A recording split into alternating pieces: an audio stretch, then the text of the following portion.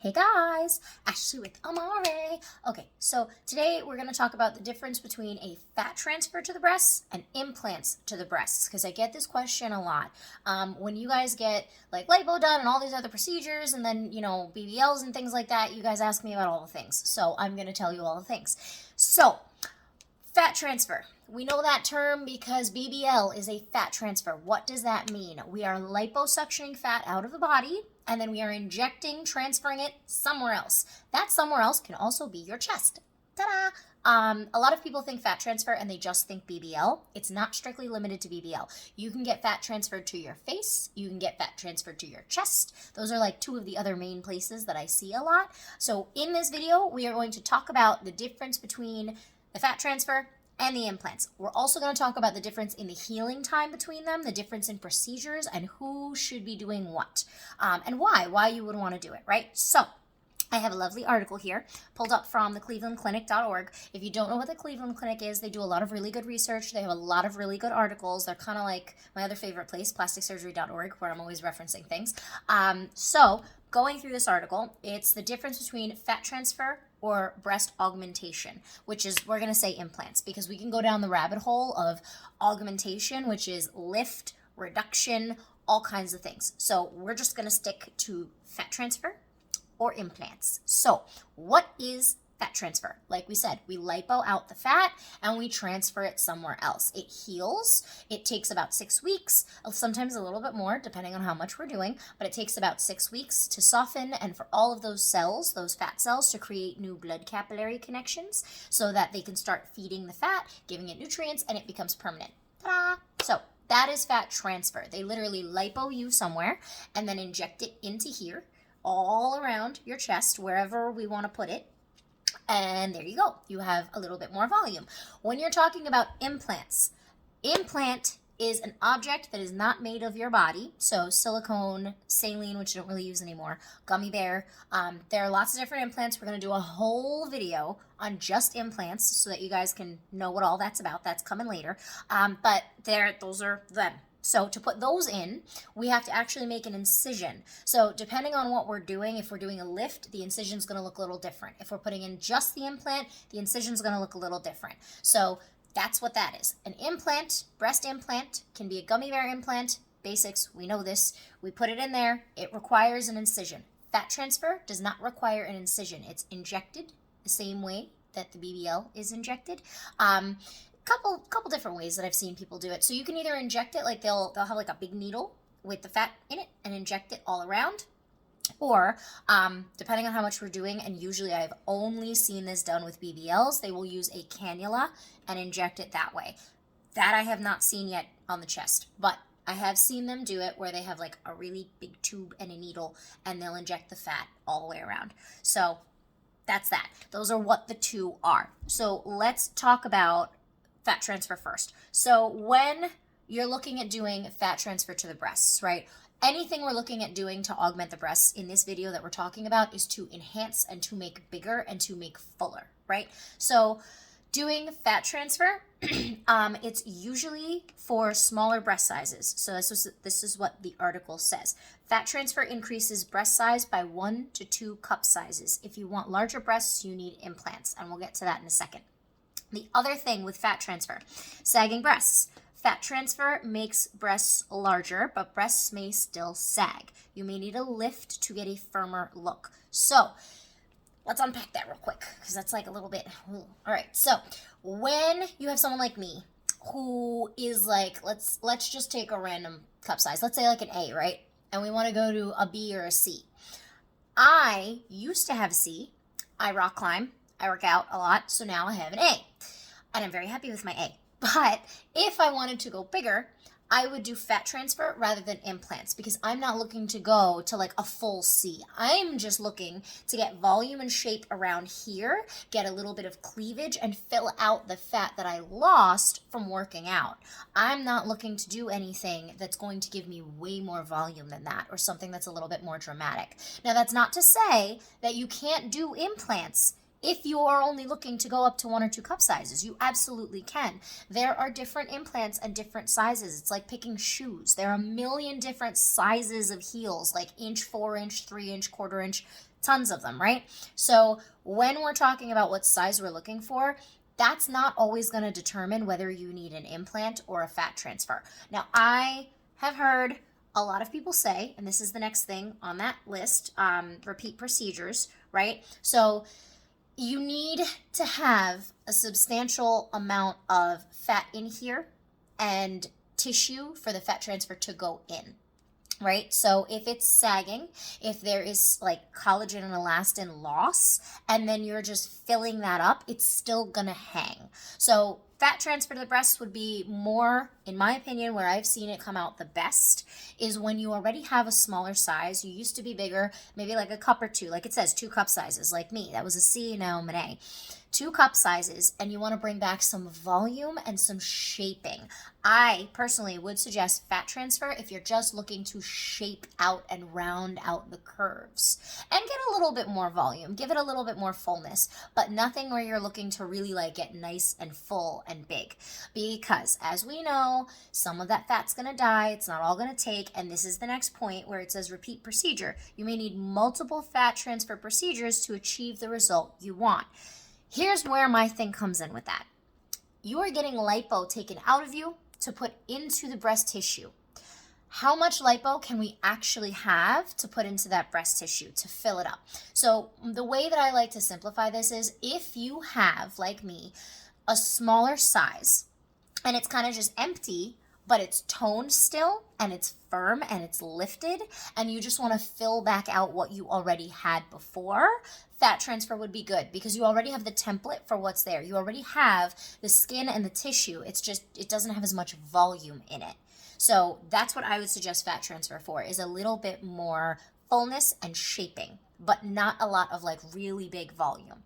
Again, otherwise, if you would like to do that with fat transfer, you're going to need repeat procedures with the actual breast implants. So with that, we have tons of different sizes and shapes and styles. So there's like the teardrop shape where they're teardropped. There's like the big sweetheart shape that you can get, like where they're like higher profile. So it's kind of like they face this way or they face this way, or they're just even all around. We'll do a whole video on that later. But with that, if you're doing that kind of a procedure and putting implants in, if you have the situation where, let's say you've had kids and you have the volume, it's just hanging because of all the skin, then you might want to do just a lift so that we're lifting the skin because you have the tissue in there. There's no tissue loss in there. It could be over time if there's tissue loss. If you lost a lot of weight and there's tissue loss and you have the skin, that's something I would still suggest implants for, because again, you're going to have to do the reduction anyway. You're going to have to make the cut anyway to put in the implants. And then again, you can choose a smaller size implant. It doesn't have to be big. That's kind of the point of a reduction, is to reduce the size. Or maybe you want them back to the way they were and you want them to be full again. You can choose a larger size. So that's that with implants. It does say they need to be replaced every 10 to 15 years. You may need a tissue expander a few weeks before the procedure. Surgical implant balloon stretches the skin on your breast so it can accommodate the implant and increase size. Now, when we're talking about a tissue expander, guys, this is all about what you want. It's all about what you're trying to achieve. So if someone like me wanted like C's, and I don't have a lot of space in here at all, which is why I would do a fat transfer, because it would make them full. They wouldn't be C's, they would probably be like a B, because I don't have a lot of fat to take to begin with, but it would give them that rounded, more curved shape rather than the muscular tone shape that I have now. If we're looking to do something like me, do implants, I would probably need a tissue expander because there is not a lot of space in here at all to put anything except maybe fill back up a little bit of the fat in the skin that's still there. But if you're looking to go up to like a C or even a D, you would need a tissue expander. So tissue expander goes in. They do it a lot after cancer when you don't have any tissue left. It's all been taken out from the cancer. It's a little balloon, like they said. It'll go in there. It'll stretch the tissue over time. So now you have space for the implant you want. Tissue expanders are not always necessary, guys. Just saying. Take everything with a grain of salt. You are all individual. Everybody's body is different. Don't take this as, oh, I'm small, I may need a tissue expander, or oh, I'm small, I'm not going to be able to get implants. That's not what I'm saying. It is an option. I have seen it where we want to go from an A to a D, and we do a tissue expander over time, or we start with smaller implants and 3 years later upgrade to a larger profile implant. That's fine too. You don't always need a tissue expander. Risk for implant hardening or rupturing. We hear all the horror stories. We know that. Severe scarring. Again, risk of reopening and scarring. Breast implant illnesses, things like that. So those are all of the things that come along with breast implants, right? But when you're trying to decide, it's more about what you want. So we can't do as much with the fat transfer as far as the shaping, the volume. It's not going to be as dramatic. That's really what I'm trying to say. So if you're looking for a more natural look, to go with what you have, but enhance it a little bit more, make it a little bit more prominent, a little bit more round, a little bit more even, whatever it is, it's just to gently and naturally enhance what you already have. That would be a fat transfer to the breasts. When you're talking about implants, you're looking to change everything. You're looking to get more volume, a different shape. You maybe do a reduction with that because the skin's sagging. You do a lift to pull the skin up. And again, back to what they said, right? So if we do this, the sagging thing, if we do the fat transfer and we don't do the lift, it's just going to be in the same spot and the same shape, just more. So fat transfer is going to just make what you have here a little bit more, rather than doing implants and a lift that's going to give you that firm volume. If you already don't have that firmness and where they're like up high and they're nice and toned, you may not want to do fat transfer. You may want to do a reduction or a lift and implants. So that's a lot of that. This article has a lot of stuff on recovery, as well as like explaining it a lot more. This is a really great article. Let me see. It is Cleveland Clinic Fat Transfer Breast Augmentation is the name of the article. And it talks about it. And it's got a lot of good links for you guys to learn stuff. So that's pretty great. But when we talk about recovery, so now that we know what it is, now that we know why we should be considering it, what we should be considering, what we're looking at, let's talk about recovery. There is a big difference in the recovery for fat transfer versus implants. So manual lymphatic drainage specialist, post-op specialist, I do all the recovery things.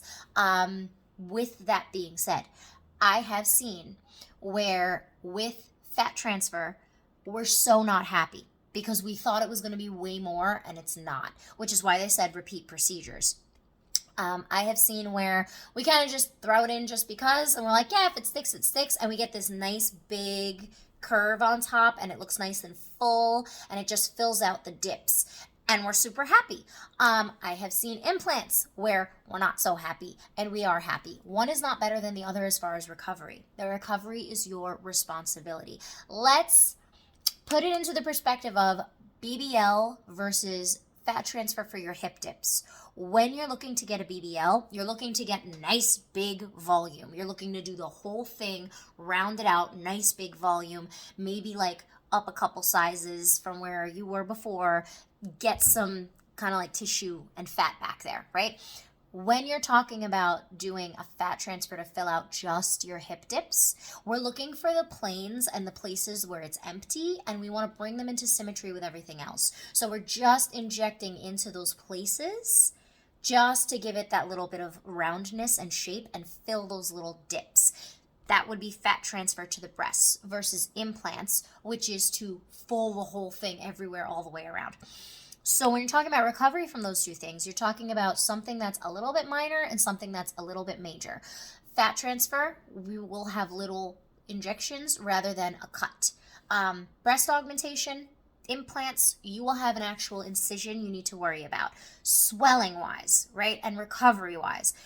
We cannot touch the swelling of the fat transfer. And side note, if anyone ever tells you they're going to massage your BBL while it's still healing, run for the hills, because that fat is full in there and it's got all the swelling that's protecting it around it as it makes those little blood capillary connections to make them permanent. If you go moving that stuff around, it's a problem. So we don't do any manual lymphatic drainage for the swelling. They need to stay swollen All that needs to stay right where it is and heal, which is why, next point, garments. Your surgeon a lot of times will tell you not to wear a garment and just wear a very loose fitting sports bra or no bra after your fat transfer, because we don't want any pressure on it. It's a very delicate area. We want everything to sit and stay exactly where we put it. So we're not touching any of this. We're not, wearing like a wrap or anything like that. No compression bras, nothing like that after fat transfer.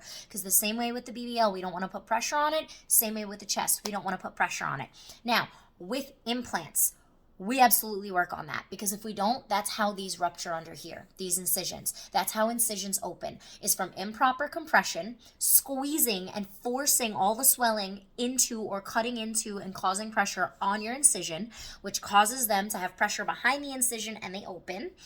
Or the garment just it's not compressing at all, and you blow up because you're not wearing a compression bra, you're wearing a sports bra, which the band is cutting into you here, and then there's absolutely no compression up here because it's loose, stretchy material. It's not compression with hooks. So that's the thing with implants, is we got to be a little bit more careful with the compression that we're using. Also, manual lymphatic drainage, 110% after implants, because again, like it says, scarring, capsular contracture, things like that, severe pain, those are all on this little list here of, with implants, things that you can expect with the healing that might go wrong. All of those things, you have all of this swelling around your implant. You need to make sure all that swelling goes away and doesn't cause scar tissue buildup over, on top of, underneath, or on the sides, anywhere around the implant. We want that to heal without any scar tissue in it. That scar tissue is fibrosis. That fibrosis starts a swelling. So if we don't get that swelling out, we can potentially have a lot of hardness around the implant, which we do see a lot and we can't get rid of. But same thing with your scar. You can have a lot of hardness around your scar because that swelling starts to harden and then it becomes permanent. So with taking care of yourself after a fat transfer to the breasts, you really need the manual lymphatic drainage for the lipo. And you don't want anything happening to the lipo area, because fibrosis will happen if you are not doing anything in your lipo area. And I see it all the time. And everybody comes in like 6 months later and they're like, oh yeah, I had a fat transfer done on my breasts. And I'm like, oh, how'd it go? They're like, oh, it's great. It's perfectly fine. But my lipo area is just, it's not doing so great. I still got swelling. I still got a little bit of hardness. I don't know what's going on. Guys, we do not want all of this to heal perfect, and then the thing that we weren't trying to do anything with, which is the lipo area, not heal perfect. We want to make sure we're on top of the aftercare for the lipo that we took the fat from to put in the breasts. So although we're not touching anything in the breast area, we are still in a compression garment for the lipo area with lipofoams, doing the massage, the manual lymphatic drainage massage, making sure that all that stays compressed and all that fluid stays moving and getting out of you and doesn't stagnate and become fibrotic. So the aftercare for fat transfer is going to be all about the lipo. The aftercare for the breast lift, reduction, implants, whatever you're choosing to do in that area, that's going to be for that area, because again, we're not altering anything else. We're not having surgery on anything else. It's just this area. That's it. We are just making the cut here. We've got the implants. We've got the swelling. Maybe we did a little bit of lipo under here, under the armpit area to contour.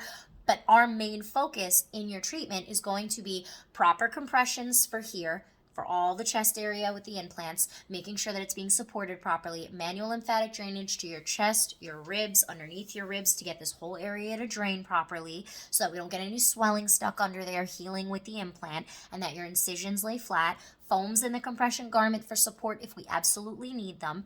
All of your aftercare is going to be focused with your implants directly by the implant area. That does not mean we are touching the implant. I have heard too many things about too many therapists that are like squishing into the implant area and using oil and rubbing on the implant. It's trying to heal in there. Stop poking at things. When we do manual lymphatic drainage for breast cancer, for lymphedema, where you have an implant and it's swollen, we are working above up here to get it to drain into your axillary channel where all your lymph nodes are, underneath your ribs to get your intercostal and deep lymphatics to drain that breast tissue area, the side here of the breast tissue. All of this is so fresh. Yes, we can work that area, but we're not going to if it's that fresh. All in here we're going to work, get all of this drained out. I just make sure nobody's squishing your implants right after surgery when you're recovering for like 6 months. And then even still, with some implants, they'll tell you try not to sleep on your stomach because, you're going to put pressure on the implant, things like that. So all of our main focus is going to be clearing out the swelling from here with an implant. With fat transfer, our main focus is going to be cleaning up and clearing out the swelling from your lipo area so it heals perfectly without any complications or swelling, like nothing was done, as this heals on its own and we leave the fat transfer alone to heal. So both aftercare protocols involve manual lymphatic drainage for a specific area, compression garments for a specific area, whatever area that may be, foams to make sure that any hardness that's developed is being dissolved back to fluid so that the MLD, manual lymphatic drainage, can make you pee it out. And then any other, aftercare things your surgeon has told you to do. But when you're talking about making sure that it heals properly, those are the 3 things we're still doing. It just varies as to where we're doing them, either on the lipo area for the fat transfer or around the chest area to drain the implants so that all of that heals flat and perfect without any major issues. No pressure behind the incisions, no pressure on the implant. Get all of that swelling out of there so you pee it out. Now, recovery time. Fat transfer is going to take 6 to 8 weeks to stick and heal. Lipo is going to take about 6 weeks to get the swelling out, to heal properly, and all of that. Some surgeons say it may take a little bit longer, and some may take a little bit less, depending on how much we took out. Okay, depending on how much work we had done. So there is no solid recovery time for lipo is always 6 weeks. It depends on how much we've done. Because although you may be putting a little bit up here, or, as much as you can up here, you may want to go in for the lipo. Like that one client that I said, she went in and just decided to do it anyway because they offered it for the breast area. You may want to just throw it in there anyway. But the main reason you're going in is the lipo. So we're going to need to focus on that, and it may take a little bit longer if we're doing that as the primary thing. If we're doing just a little bit, and this is the primary area, then it may be a little bit less. But generally, always fat transfer 6 to 8 weeks, and then your lipo area kind of at the same time, maybe a little bit more, maybe a little bit less. With implants, same thing, about 6 to 8 weeks, depending on the amount of work, depending on the size of the implants, depending on what your surgeon says. So for implants, same thing. There is no standard time. It is what your surgeon says the healing time is. But again, with the swelling and with the healing, all that's happening at once. We're getting the swelling out while you're healing. And we don't want the reverse to happen, which is where you heal and then we have to try to get the swelling out. So we want to make sure that we're staying on top of the aftercare with your implants, getting all the swelling out from your sides, from your chest, all this tissue, making sure that it all drains properly so that you're healing. So I know it's a lot. This is a long video, I know. But that's kind of all I have to say about all that stuff. Your aftercare, still you need aftercare. If not for the lipo, the manual lymphatic drainage for the lipo, for the breast implants to make sure all that tissue heals properly and there's no pressure in there as it heals, you still need to come in for your MLD sessions. When do we come in for MLD to start getting the swelling out? One, most important thing for any procedure ever, when you are coherent enough to get into my office. Guys, do not come in hopped up on oxys thinking you're going to fall off the table when you're just leaning against it. Wait until you are ready. Your swelling is not going anywhere. It's not, unfortunately and fortunately. So if that means with your lipo area, you got to start a week out, 2 weeks out. If you find this video and you are 6 months out, that's fine. We can still help. We can still take care of it. But do not rush. That is my number one thing. Do not rush into my office, because if you are not comfortable and coherent enough for me to talk to you and for me to find out what's going on, I cannot treat you. So later is not a bad thing. Too soon is a bad thing. After the lipo and fat transfer, some people will come in 48 hours earliest. 48 hours. So once you can get up, get in the car, get to my office, then you can come in. And again, it varies from person to person, right, with how much work we're getting done. But again, earliest 48 hours. We're not touching anything up here, nothing on the fat transfer area. We're going to be primarily focusing on the entire time your lipo, and that's it. With a breast augmentation, usually about a week and a half, 2 weeks. Why? You have stitches. You need to go in for your follow-ups with your surgeon. You need to get cleared from your surgeon. So it can be sometimes sooner. Like I said, it can be in that first week, but a lot of times it's usually like 2 weeks. Now, and I've seen this, you are getting a lot of work done up here and you have drains. If it's a huge reduction and implants and you have drains, they might make you want to wait until those drains come out. Usually that's with a reduction and implants, like we're doing a lot. If it's just implants, anywhere in like week 1 to 2 is when you should start. And just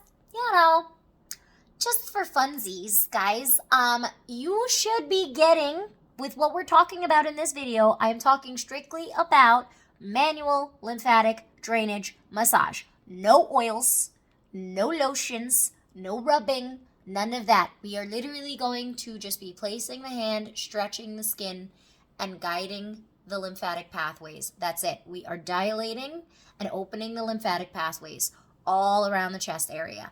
That's it. We are not rubbing, we're not digging, we're not moving everything around. None of that. No. You need to find MLD, Vodder, Vodder, Vodder style manual lymphatic drainage, especially when it comes to the breast implants. You do not want anyone pushing fluid, trying to push things, and then all that swelling, because it's just one big bag of water, winds up sitting in that implant area. That is so dangerous pressure-wise for your incisions. No oils, no lotions, no deep pressure, manual lymphatic drainage. So when I talk about when you can start, that's what I'm talking about. I think that's pretty much it for this video. I know that was a lot of information. So wrap it up, nice little pretty bow, real quick. Fat transfer is where they liposuction fat from one area and put it into your breast area to fill out the dips and the divots. It can go anywhere from 1 to 2 cup sizes that they can fill you up. Prerequisites for that, you need to make sure you have good tone and it's not a lot of loose skin. Otherwise, that fat transfer is just gonna sag in there. So having a good shape. Fat transfer is for enhancing the shape you already have. It's for filling out what's already there. It's adding fat to the existing tissue. Healing time for that, 6 to 8 weeks. Again, don't forget the lipo part of it. We gotta work on healing for that too. Garments, you will not need a garment for your fat transfer area. You will need a garment and lipo foams for your lipo area. Manual lymphatic drainage can be started 48 hours after with doctor's clearance for your lipo area. We are not touching the fat transfer ever. So starting that to make sure the lipo heals properly at the same time that the fat transfer is healing, so that we don't have extra time added on to the healing time because the lipo is not healed and the fat transfer is. With breast implants, whether you're doing a reduction of the skin or just a lift and implants or just implants, you will have a cut. The implant is something that is not of your body. No other areas have to be touched on the body if you don't want them to be. You can get a smaller implant to go up a cup size or 2, or you can get a bigger implant and go up a little bit more than that. Implants can change the shape and the size and the volume. You have a little bit more room to be creative with what you're looking for with an implant. Implants will involve scars. They do need to cut to put you in. If you're doing a reduction, the scars will be different than if you're just doing the implant, which will be different than if you're doing a lift. So just know that you will have incisions to deal with an implant. Implants last 10 to 15 years. Fat transfer is permanent, but there's only so much we can do with that. And a lot of times, it's a very small amount. So, you may have to go back a couple times to get what you're looking for permanently. But fat transfer is permanent. Now, one more little thing that I'm going to insert here. If you work out like I do, and you're constantly burning fat and building muscle, and the pectoral muscles are developed pretty well, that fat's going to get eaten away at. So you may want to do implants if you're a super active person like a runner or a rock climber like me. Just little tip in there. With the implant, you will have a compression garment. You will sometimes need foams to fill out that compression garment to soften and buffer where the garment is cutting into you, trapping fluid, making sure that we don't have fibrosis. You will need to make sure you have an actual compression garment with hooks. If you have a sports bra and it's too loose or too tight, it can cause problems. You want to start manual lymphatic drainage about a week, 2 weeks, week and a half, whenever your surgeon clears you, and we will be clearing out the chest area specifically, not directly touching the implants because they are trying to heal. So again, it works on the chest and we get everything to drain, but we're not touching the implants themselves or working directly on any of this breast tissue where the implant is at all. So that's how that works. And I think that's it for the breast implant part. Again, it's up to you guys as to what you're looking for. Please talk to your surgeons about this. Look at yourself and figure out what's going on. If you, again, have that loose skin, you're gonna need to do a lift or a reduction and implants to fill the volume. I have seen, though, where they've done the reduction and some fat transfer, but we weren't trying to go up any cup sizes or anything. We were just trying to fill out the tissue that was there. So that's a different story. But I've seen that as well. So with that, you want to make sure that you're asking the right questions with your surgeon. You want to make sure that you're figuring out what you actually want. Do you want a lot of volume, like really big size? Do you have a lot of loose skin? Are they perky or are they hanging? You guys have to get a little bit better at asking questions with your surgeon and really nitpicking at what's there so that you make sure you're choosing the right procedure. Because yes, fat transfer can be done to go up 2 cup sizes, but if there's a lot of loose skin, it will not look firm and perky the way you want it to. So clevelandclinic.org.